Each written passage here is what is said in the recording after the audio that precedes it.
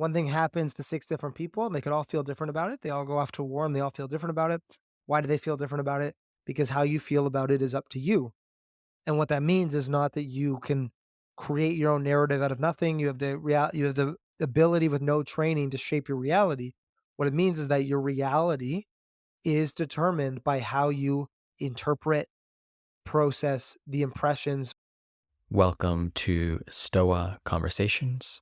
My name is Caleb Ontiveros, and just a little bit of housekeeping before we get this conversation underway. Michael and I are updating this podcast to a weekly schedule.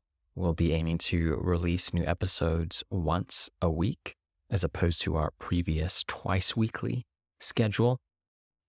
That frequency will be more sustainable for us. And also will enable us to focus our energies elsewhere in the Stoa ecosystem, because since, of course, we also have the mobile app, courses, newsletter, and so on. As always, reach out to us with any feedback and such. And that's it in terms of updates. Here is our conversation. Today, we're going to be going through an objection to Stoicism. Both a theoretical and a practical objection, I think. Both of us have been reading through Epictetus's Enchiridion, a new translation and guide to Stoic ethics by Scott Aiken and William O. Stevens, two past Stoic Conversations guests. And they have this chapter covering objections to Stoicism. And we're going to be talking about one of those objections, what they call the practicability problem. Basically, I think maybe the impossibility objection is another way to state the issue. This idea that Stoicism is impossible. And Scott and William, they won't be around to defend themselves, but we'll be going through it anyway, and maybe we'll even have them back on to talk about any objections we have. But I think it's an interesting one. It's well stated, and it is a common objection or difficulty people have with Stoicism. Yeah, I think whenever we're talking about Stoicism or whenever you take something seriously and direct your life around it, you should know the criticisms against it and you should have an answer to those and you should think carefully about them. So let's dig into this one. I think it's a common one. I ultimately don't think it's very compelling, but let's do our best to present it charitably and see if I can do a good job stating why I think it doesn't succeed, why I think it's not a good criticism of Stoicism at the end of the day.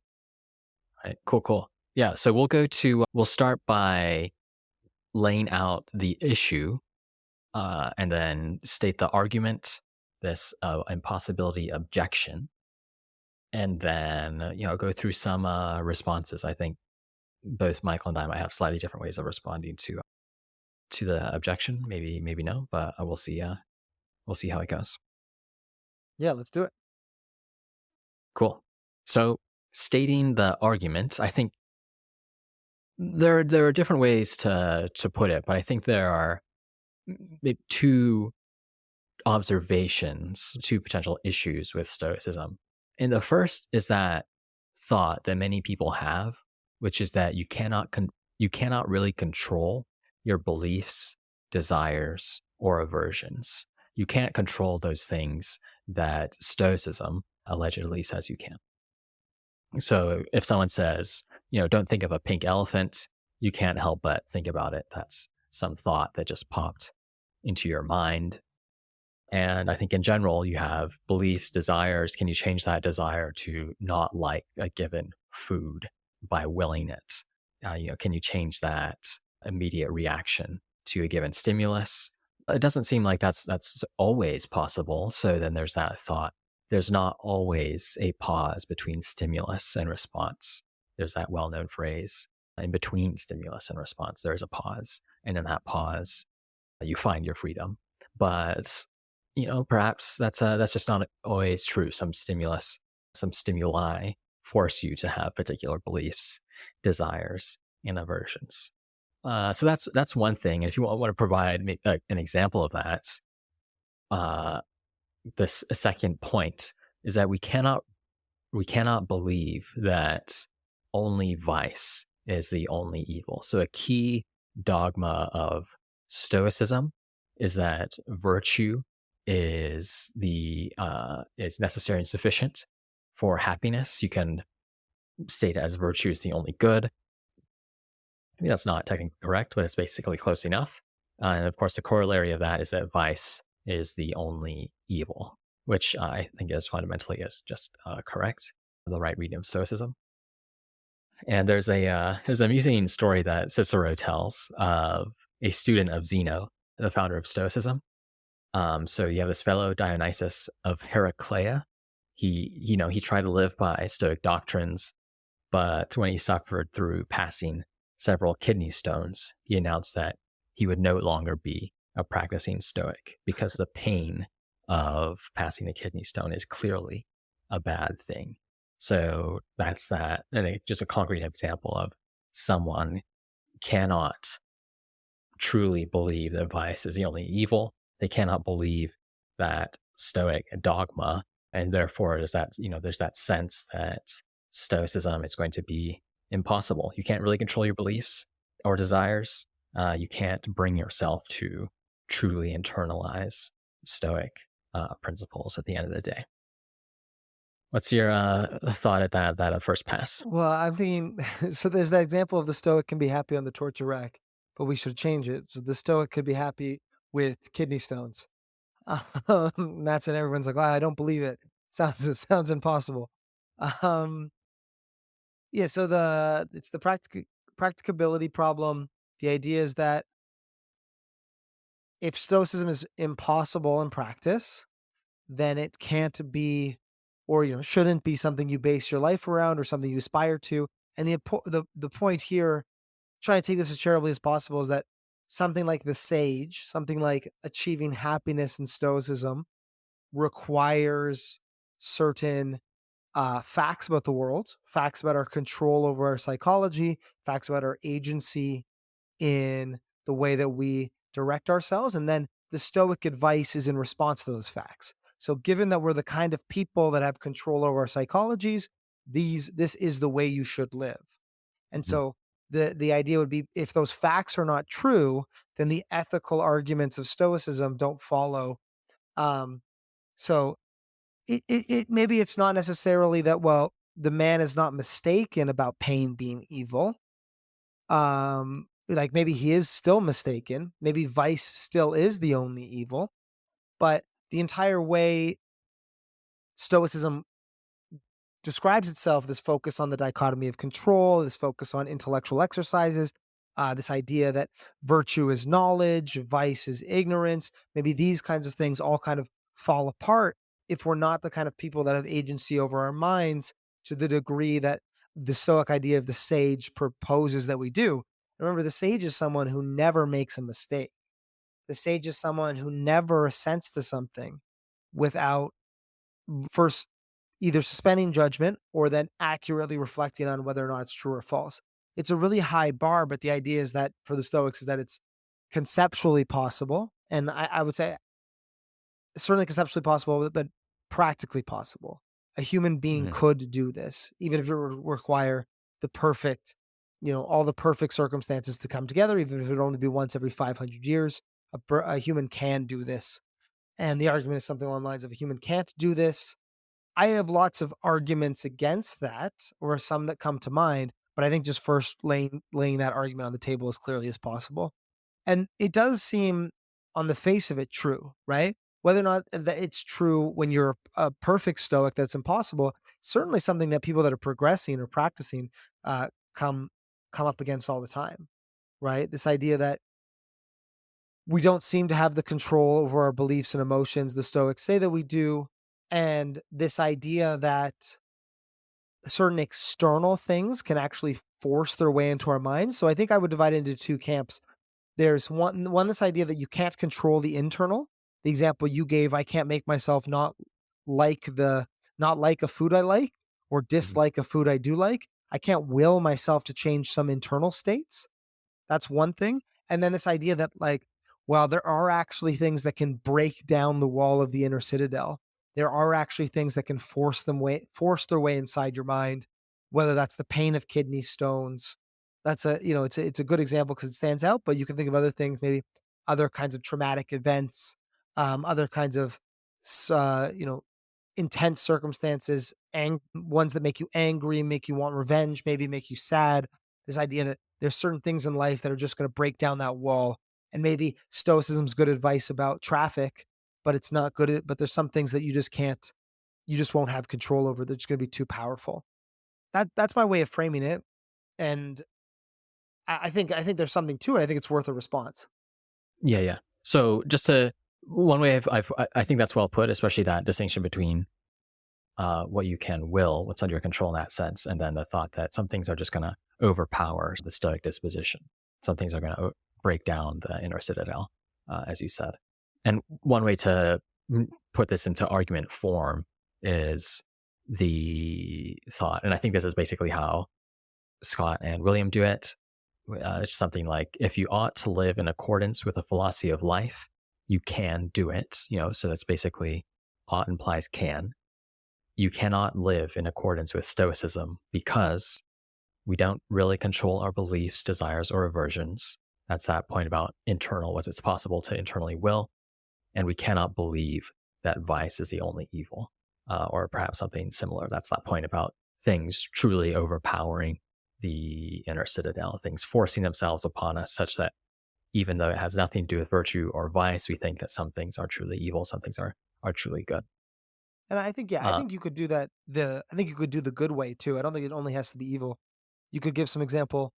You know, there's the example of the person with kidney stones, but then there's the example of somebody, I don't know, eating some great ice cream and be like, can you really think this is not a good thing? Maybe you can or not, but I don't think the things breaking down the inner citadel just have to be negative. I guess what I'm saying. no, yeah, I think that's a good point. That's either eating a good ice cream, or I think Stoics can accommodate that to some extent. That's maybe a longer discussion. They're maybe taking a drug and not doing anything, literally just lying there, but Yeah, having yeah, some ecstatic experience would be another kind of, yeah. Pleasure, uh, right? Something yeah, like this. yeah, exactly. So the thought would be, look, if you can't live in accordance with philosophy of life, then you shouldn't adopt that philosophy. So you shouldn't be stoic because in the end of the day, you can't be stoic. Similar to sometimes these people might argue against Buddhism because at least some versions of Buddhism promote some idea of enlightenment. But if that enlightenment isn't possible, then it's an empty promise at the end of the day, and it doesn't deliver. And indeed, the Stoics themselves are often telling us not to want the impossible. There's that line from Marcus Aurelius, why are you frustrated with shameless people? There have to be shameless people in the world. This is one of them. It's impossible to live in a world without shameless people, and therefore you shouldn't be surprised. In a real sense, you should, embrace that reality, work with it. And likewise, someone might wonder, okay, given is if that premise that you cannot live in accordance with Stoicism is really true, then you shouldn't be Stoic. Yeah, I love that formulation because I always think when you abstract stoicism out to its furthest extent, me at least, I think it's this idea that you should live in accordance with nature. You should live in accordance with the way things are. You should not put yourself at friction or tension with the way things are. And so, in that sense, if the Stoics got psychology wrong, if the Stoics got the practical parts of moral development wrong, uh, then it'd be pretty unstoic to try to stick to them. In the sense that you'd be putting yourself out of accordance with nature. And maybe you can get these arguments. This is why people sometimes can find stoicism, like maybe someone making this argument would say those people that find stoicism difficult or judgmental or they feel ashamed of themselves when they're not being good stoics. Maybe a proponent of the uh, practic- uh, practicability problem. I'm having trouble saying that one. Right. Yeah. That's why I Practicability. call it the impossibility objection, because Yeah, there you it's go. a cumbersome word. It's impossible to say. That's the issue with it. Shows itself. Maybe somebody would say, "Well, look, you're experiencing this negative emotion because you're holding yourself to this impossible standard, when really you should maybe go with the flow a little bit more and not hold yourself to something that people just aren't made to do or aren't able to do." Right. Right. Um, I once had a conversation with someone who just went through a messy divorce. They had found Stoicism, And they asked me, look, is it really possible? Can I really become a sage, someone who is able to navigate through these moments with equanimity? And that's I think, a conversation that this objection brings to mind, because it was a moment that sort of showed the practicality of it, right? That's some, people do wonder, especially when they're in these really tragic situations, difficult moments. Can I transcend this? Is it possible to be, it's the kind of person from some Stoic stories where they weather the death of their loved ones in a completely tranquil manner, where they overcome adversity to such an extent that it almost seemed like it wasn't there. Yeah, and it raises an interesting point about the if the Stoics use this metaphor of philosophy being kind of like a doctor's office where it's painful.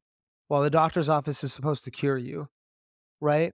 And so if you go into the doctor's office, you're experiencing this pain, you're committing all this time to learning stoicism, and then it's not curing you because it's teaching you a set of exercises based on premises that are false. It's teaching you a set of kind of a way of thinking about moral development that's based on a picture of the mind that isn't true. One where you have control over your beliefs, your desires, your aversions. One where um, you're able, and then that other one is interesting. One where you're actually able to, because all that other stuff could be true, but if you can't actually convince yourself that virtue and vice is the only good, humans are just born imperfect. We're just born the kinds of Hmm. people that can't actually maintain the belief that would make us happy. That's kind of tragic. But the reality of it would be we should probably differ from something than just trying to force ourselves or diluting ourselves into believing we're being Hmm. Stoic sages. Yeah, yeah. That's well put. And I think there is a sense in which that second case of extreme pain, extreme pleasure is more challenging than the what we call this first issue, this issue about, do you Yeah. have complete control? So let's move into some of these responses. And I think my first move here, which is an important one, an essential one, is that I think that the idea that Stoicism expects us to have the ability to change in an instant is a mistake. So if we think about Epictetus's psychology, and he's probably the person who one could come away thinking that he has this view the most. He's praises cynic sages in a sense that suggests perhaps sagehood is possible. Um, but in his psychology, we have that impression the world is presenting us with, and then internally, what's up to us. Well, what produces beliefs, desires, and so on is our process of reflection and assent. And whenever we reflect, we're bringing all of our past beliefs, desires, and such to that process. We're bringing them to bear on every impression. And I think even though we have on Epictetus's picture the power of assent, we're only able to wield that with our powers of reflection and the impressions we're given. And because of that, you should not expect instant change, right? Because you're always going to be bringing your character to whatever situation you face. Yes, you can shape your character over time, but Epictetus doesn't think you can just rejigger your entire history, your entire past of judgments, desires, and so on. Yeah, you don't assent in a vacuum. You assent as the person you currently are. You reflect as the person you currently are. You can put in a lot of work to give yourself a leg up by being intentional, by reflecting on Stoic theory. But at the end of the day, you just are the person you are. And that can be a bit discouraging, but it also works the reverse way, right? If you're not a person who's quick to anger, you don't enter a situation involving anger, or the possibility of anger, um, with a 50-50 shot of being angry or not. You're like, you're reflecting on the situation as the person you are, which is somebody who like, doesn't take things personally, isn't quick to anger, doesn't feel like people owe you things. That has positive benefits too. The downside is that it has consequences. You reflect as the person you are, as you said. Now, so when we think that when Epictetus says you control your beliefs, your desires or aversions, well, we have episodes on this. It's better translated as those things are up to you. And what's meant by that is that your beliefs, you have the beliefs because you assented to them. You assented to them because you reflected on them. So you caused them by bringing the person you are to bear upon your impressions, reflecting and then assenting to them. Now, that doesn't, yeah, as you just said, it doesn't mean you can control them, doesn't mean you can snap your fingers, but they are up to you, as in you caused them. And I think this argument is true. We don't need to necessarily get into that here. Through exercises, focused attention and effort, you can correct that process and reverse that direction of your character as well. Mhm. Right, right. Yeah, absolutely. So I think that's the first move to the impossibility objection, which is just that in the relevant senses, our beliefs, desires are up to us. We can change them. And Stoicism doesn't it doesn't mean that we can just uh, will, as I think, as you say, we don't just assent in a vacuum. We don't will in a vacuum. And in fact, although change in an instant may be possible, for some of us in some situations, it's exceptionally unlikely. That's related to the Stoic advice that you should expect people to be uh, less than ideal. You should often expect Mhm. them to be, Marcus Aurelius, of course, in Meditations chapter 2, expect people to be ungrateful, surly, selfish, and so on. Why not just expect them to act like sages because uh, that we have past histories of making Yeah. vicious judgments. And that's why it's a safe bet to expect people to not be perfect, and why the Stoics advise, things like don't go expecting Plato's Republic, don't go into the world expecting utopia. Yeah, another thing, I mean, I think that's exactly right. Another thing that this objection gets wrong, or at least the way that the way that Scott and William present it, is that idea of, well, I can make you think things. Like, oh, don't think of a pink elephant. Now you did think of a pink elephant. That's the quintessential misunderstanding Stoicism, right? Because all you've done there is produced an impression. You can also blow a foghorn. You can clap in front of my face and I'll blink. You obviously people can produce impressions on other people. That's part of what it means to live in the world. What you can't do is you can't produce a belief without my consent, without my participation. So I can't say believe there's a pink elephant in the room and then everyone's now I believe it. Shoot, you've caused it in me. That doesn't happen. So yeah, people can create impressions, and sometimes impressions are little things that sit in your brain. Sometimes impressions are little jingles you get stuck in your head, but those are not beliefs. It doesn't become a belief without that assent, without that participation from you. Um, I see here there's some examples. There's some in Stoicism. There's some counterexamples of things that do become immediate beliefs, things that you don't have control over.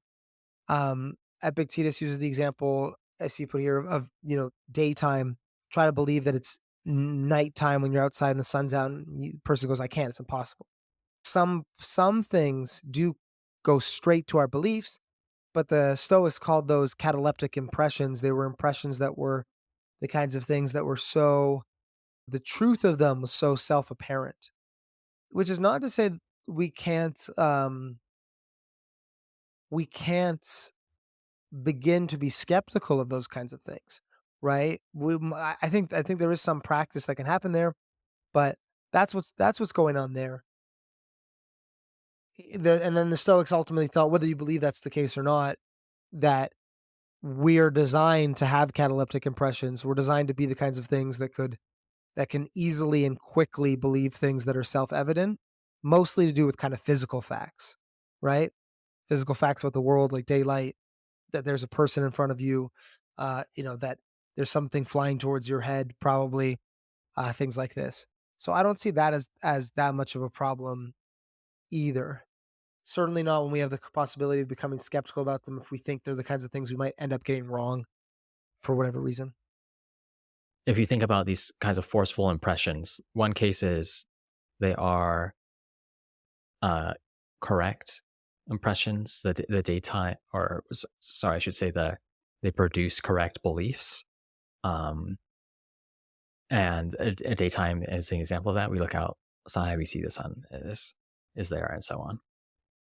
And then there's also the case where there are forceful impressions that uh, produce false beliefs. And you need to be a little bit careful here, but I think as you're saying, if you have that possibility to apply skepticism to those kinds of impressions, then the issue is sort of thought of similar to how we've been talking about change in general. Often these impressions feel so forceful because of the beliefs we already have. And then there's that question: can you wield skepticism well enough to, unprogram yourself to think that, some stimulus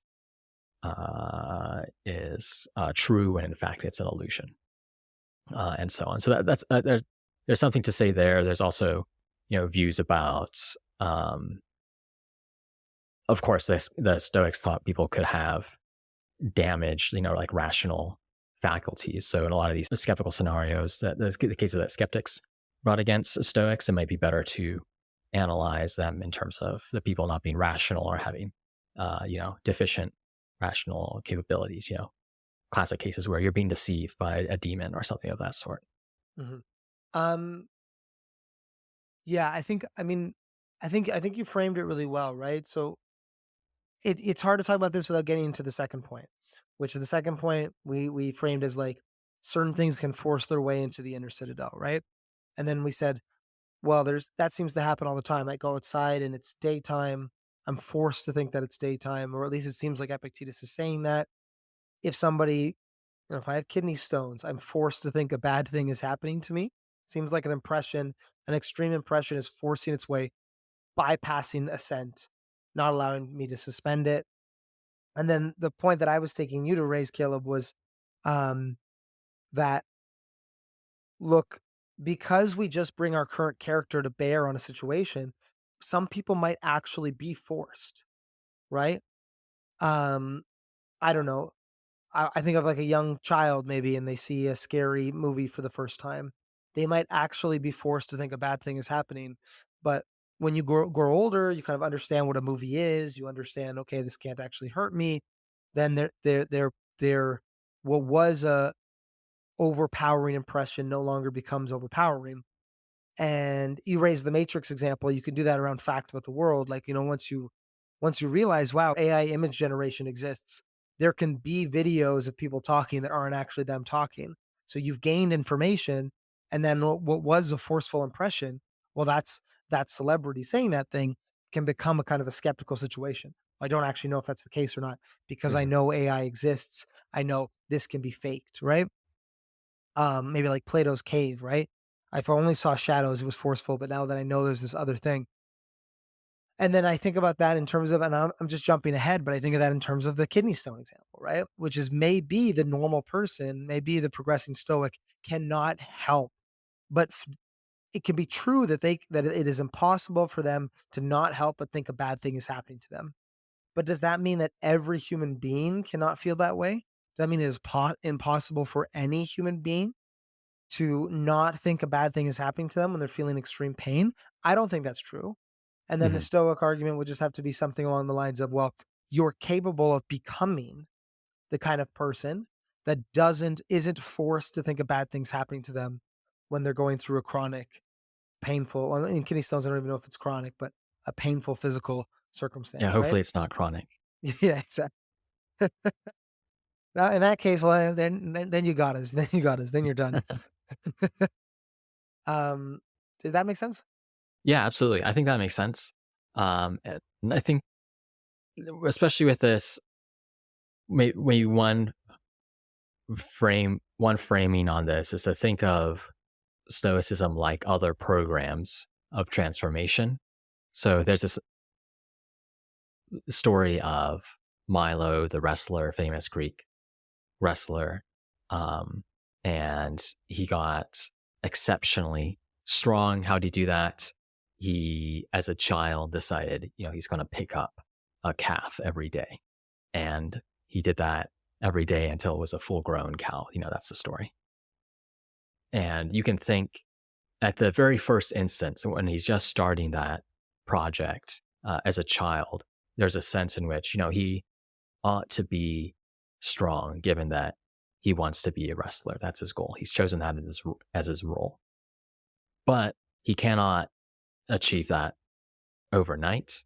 He can become strong, but just because he can't at the moment, as a weak child deciding to become a wrestler doesn't require him to think something like, oh, because I can't be as strong as a wrestler is at this very moment, it's not something that I ought to become. Uh, just he has to work through that with the body he has and build up that muscle over time. And then I think the Stoics have a similar view, except they urge us to think of the mind as much more capable, and we often tend to think it is. And I think that's something that people who have really pushed themselves in other endeavors come to learn, um, whether it's the Milo example or not. I keep going back to that kidney stone example. It's just cracking me up. Like there's people push themselves in all kind of endeavors. They climb Mount Everest. They dive for 8 minutes, but they don't. There's no kidney stone competitions. Maybe there's just a type difference here. But no, it's a great point. And I mean, we just need two terms, right? There's something about like current possibility and future possibility. And the Stoics think that we have a future possibility. We have that potential latent within us. Maybe they think that's impossible for some very, very sick or morally perverse individuals. But for anybody listening to this podcast, they think we have that kind of future possibility. So for this example, this counter argument is kind of like somebody who can't run very fast being like, well, I could never run a 5 minute mile, so what I'm not going to start training. That doesn't make any sense. But they mean I could never run it right now. And it's like, well, that's not what I'm saying. I'm saying you could run it. I'm saying, like Milo, you could become strong, which is just very, yeah, very persuasive for me. But I do think a mistake people make because they want to read and be inspired by Stoicism and then be transformed. But it's the sad reality of it is like just Stoicism's a lot of work, right? It takes a long time to become strong like Milo. And same thing with Stoicism. Right, right. It's a lifetime project, of course. And I think the fact that people have the same experiences but interpret it differently brings to mind that question, what makes their experience different? And for the Stoics, it is the interpretation essentially of the events. Uh, some people are going to find vicious battle a evil because they think it's not worthwhile. It's obviously painful. Whereas others will interpret it differently if they think there is some overarching cause of justice that justifies the battle. They may even see it as having some kind of Hmm. glory, right? That makes it not just not evil, but a positively good thing. And then the question, the challenge for the Stoics is, all right, interpretation makes a huge difference. Now ensure that you're interpreting things correctly. Ensure that you are seeing the world as it is. Yeah, and I think that's just such a great example to just ground it in, right? Like one thing happens to six different people, and they could all feel different about it. They all go off to war and they all feel different about it. Why do they feel different about it? Because how you feel about it is up to you. And what that means is not that you can create your own narrative out of nothing. You have the ability with no training to shape your reality. What it means is that your reality is determined by how you interpret, process the impressions, or the in this case the war, the fight, whether that's a bloody, useless, nihilistic event, or something that was meaningful, something that was glorious, or something like this, right? So your response is up to you. That's a fact of the world, shown that six different people feel six different ways. And then the other Stoic point is that you can craft yourself to become the kind of person to respond to these events, if not certainly better, but they would say at some point perfectly, at which by Mhm. perfect just means accurately, right? And then suspend judgment when you can't. Right, right. So I think maybe if Scott or William wanted to push this objection more, they might say something like, "Well, take the Milo example. It's not true that everyone can become Milo. Milo is an exceptionally strong wrestler. Some people they're just not going to have the right body, the right genetics to be an exceptionally strong, capable wrestler. So why can't we say the same about people's abilities of mind, that they're structured and so, it's not what makes some painful experience good for one person, bad for another is interpretation. But what determines that interpretation is, to a large extent, the structure of their mind. And that's going to be determined by genetic factors, environmental factors, and so on, such that some people cannot become sages. So I have an argument for that, or a counter argument. Um, Let's hear it. let's do it. You're gonna have to listen to it. So I like to pull that back a step. There's this argument. The argument's like Stoicism is impossible, and we spent the last 20 minutes saying, well, maybe it's not, or maybe the reasons you argue that's impossible aren't that good. But there's this other counter argument, which is just like, so what? Like, just even if Stoicism is impossible, what does that matter? And I kind of want to bite the bullet on it. I don't see, it's not, even if sagehood is impossible, even if we can't become Milo, I don't really see what that has to do with the way that I choose to live. I don't really see the negative consequence. And I think a lot of this comes from viewing this craft analogy, viewing living well as a craft. If basketball coaches talked a lot about the best basketball player, the perfect basketball player, the fact that I could not become the perfect basketball player because I'm not 7 foot, 280, it doesn't really have anything to do with me becoming better at basketball. And insofar as being better at basketball is worthwhile, I still just want advice about how to become better at basketball. And then if it's living well instead of basketball, if Stoicism can help me live well, even if I can't live perfectly, I still just want to live well, right? I suppose the counter argument there would be something like, well, it gets in the way if it gives you a bad target. Like if I start training not for my own body type, but I start mimicking the sage, or I start Mhm. mimicking the 7 foot basketball player in a way that just doesn't help me actually get better. But I don't think Stoicism does that. I don't think Stoicism demands things that are unreasonable. I think Stoicism demands of us things that are very reasonable, very practical, very grounded. And I pulled this example from Epictetus, which is like, you know, uh, you tell me if Epictetus is asking for something here that seems impossible. And he says here, this is Discourses, Book 1, Chapter 4. He says, so where is progress to be found? If any of you turns away from external things to concentrate his efforts on his own power of choice, to cultivate it and perfect it so as to bring it into harmony with nature, raising it up and rendering it free, unhindered, unobstructed, trustworthy, and self respecting. And if finally, when he gets up in the morning, he holds in his mind that which he has learned and keeps true to it, if he bathes as a trustworthy person and eats as a self respecting person, putting his guiding principles into action in relation to anything that he has to deal with, just as a runner does in the practice of running or a voice trainer in the training of voices. This, then, is the person who is truly making progress. This is the person who hasn't traveled in vain. And I think of that, and I think of the Stoicism is asking that. It's asking, you wake up in the morning and you focus on perfecting your choices, focus on making good choices. You focus on bathing as a trustworthy person when you go to the bathhouse, eating as a self respecting person when you go to the dining hall or the restaurant. And if you do that, it's been worth it. You've made progress, you've become better. That is not some abstract target. That's such a grounded target, right? Going back to my basketball metaphor, at the risk of, I know I'm not a very good basketball player, but if you wake up and you dribble a bit better, you shoot a bit closer to the basket, this is somebody who's making progress.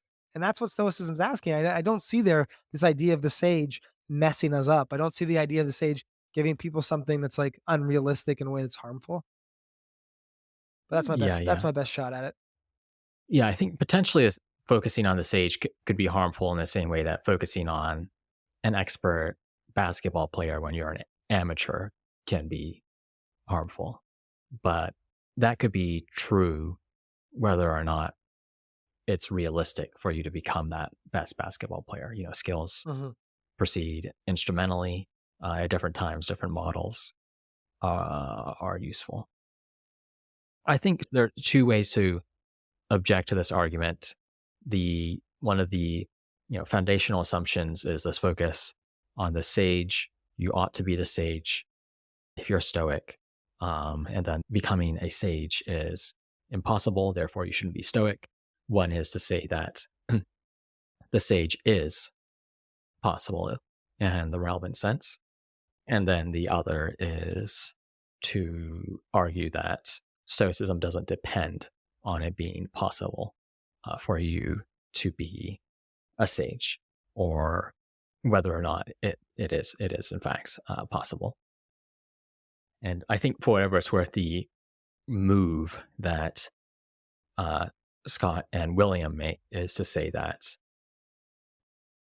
as if you're a Stoic, you should aspire to be a sage without thinking that you ought to be a sage, um, which is essentially just saying it's fine if you can't become the sage in so many words. And the move you just made is similar to that move, which is just that whether or not you can become a sage doesn't matter. What matters is that you can incrementally progress. Yeah, I think you could throw out sagehood and you've still got a perfectly functioning ethical system that works like a craft that you develop over time and get closer to, you get better at, even if perfect doesn't exist. One thing that we're not talking about here is the traditional Stoic view that you're either virtuous or you're vicious. They make this metaphor that, everybody's drowning. Some of us are just closer to the surface of the water than others. And if you took this view, this idea that, there's the people that are happy and then everybody's equally miserable. I think of this more of like a rhetorical Stoic position. I don't think of it as something that, it doesn't mean there's no value to progressing. Doesn't mean there's no value to improving the craft. But if we took that in the literal sense and we said like, life is a binary, there's those that are happy and those that are equally miserable, and then you said it's impossible to achieve sagehood, well then you'd have a system of ethics where it's impossible to be happy and there's no point to do it. But that I think is something that like the Stoics walk into. I think they walk into this kind of objection because they make those kinds of arguments or talk in that kind of way. But I don't think that's the point of the reason the Stoics talked in that kind of way. I think that point was to not think that you could have parts of virtue or parts of knowledge. It's connected to this idea that knowledge is an all or nothing thing. Hmm. And it's also to not, I think, be content with certain amounts of progress in certain kinds of, in some parts of your life and not others.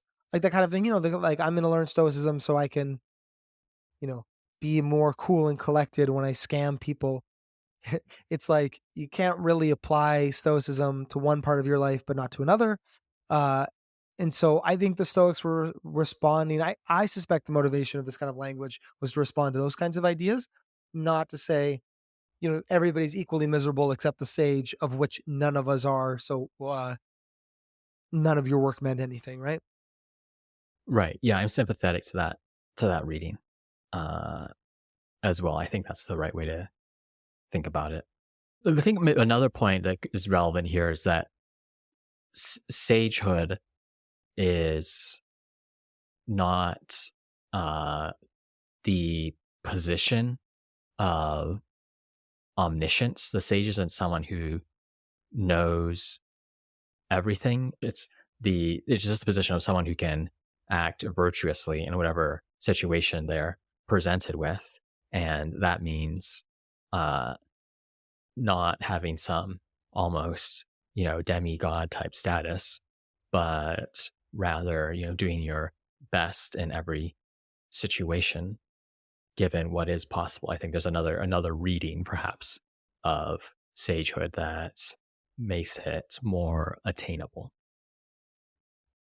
Yeah, it's perhaps still unlikely to occur, but when you read it as the kind of thing where, maybe Socrates was a sage, maybe Epictetus was a sage, Marcus is a bit complicated, but if you give it as the kind of thing that you can give to certain people, just like experts of the craft, right?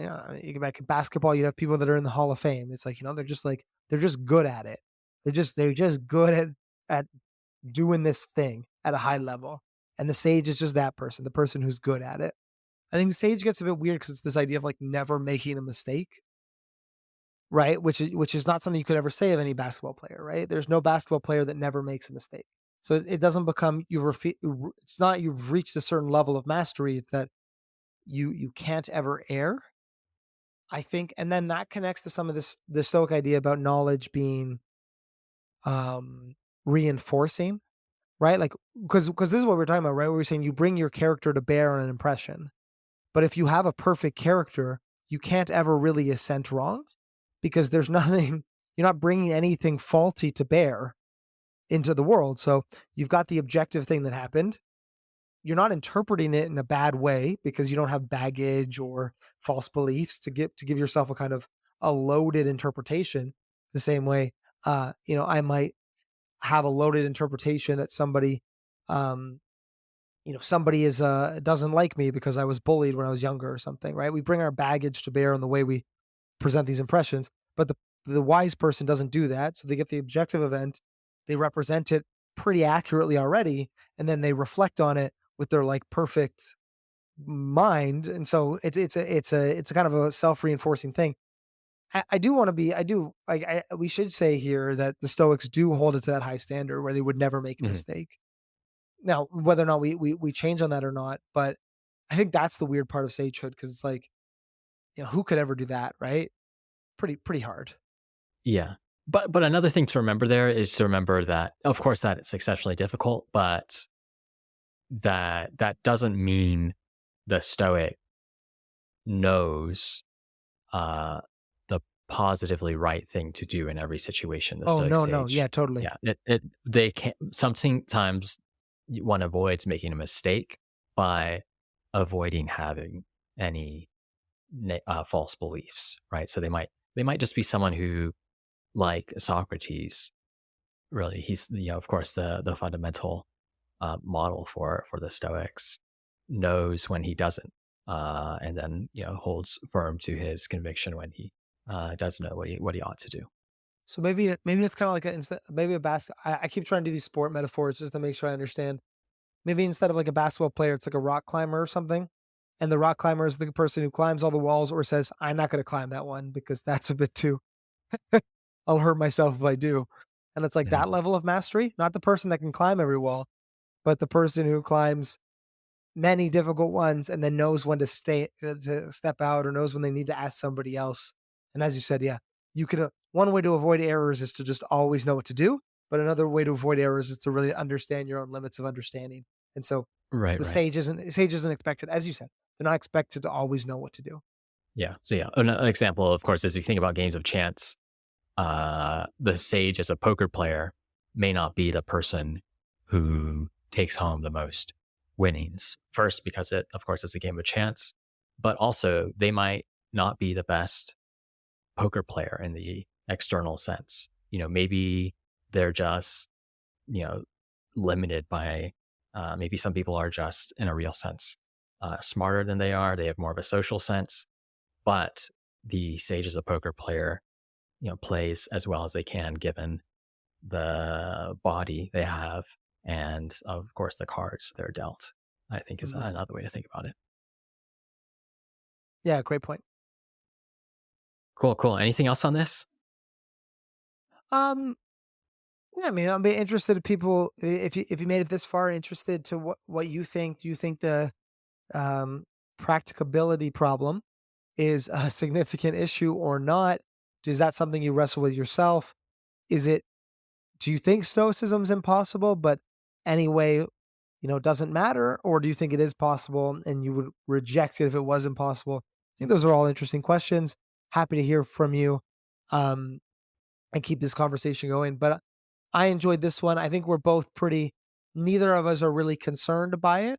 Doesn't really deter me, at least, but interested to hear what other people have to say and think. I agree with that 100%. If others follow up, interesting to hear that as well. I think this is one of those objections where, although it's not that persuasive in and of itself for either of us, you do get to touch on some common mistakes and also practical challenges and related issues of Stoic theory and practice. Yeah, Awesome. I think that well, just to add to that, I think it's a I think criticisms are always a good thing to think about. And if you can't respond to a criticism, you should probably not shy away from it, but think about it some more because it really helps uh push your own understanding. So these things are fun. Thanks, Gil. All right. Thanks, Michael. Till next time. Thanks for listening to Stoic Conversations. Please give us a rating on Apple Podcasts or Spotify and share it with a friend. If you want to dive deeper still, search Stoa in the App Store or Play Store for a complete app with routines, meditations, and lessons designed to help people become more stoic. And I'd also like to thank Michael Levy for graciously letting us use his music. You can find more of his work at ancientlyre.com.